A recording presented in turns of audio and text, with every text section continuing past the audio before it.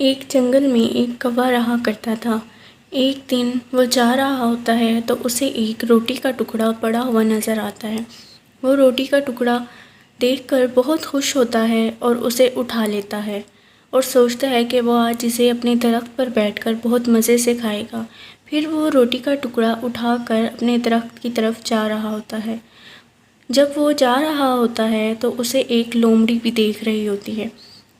لومڑی روٹی کا ٹکڑا دیکھ کر کہتی ہے کہ یہ روٹی کا ٹکڑا میں کوے سے لے کر رہوں گی۔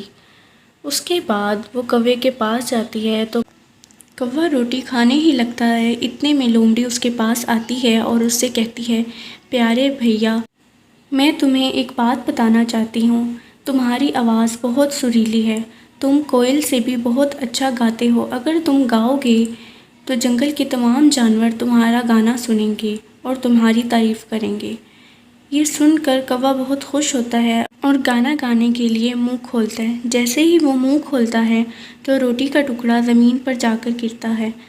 لومڑی فوراً سے اس ٹکڑے کو اٹھاتی ہے اور وہاں سے 9 2 11 ہو جاتی ہے۔ کوا منہ دیکھتا رہ جاتا ہے اور پچھتاتا ہے کہ کاش وہ لومڑی کی باتوں میں نہ آتا۔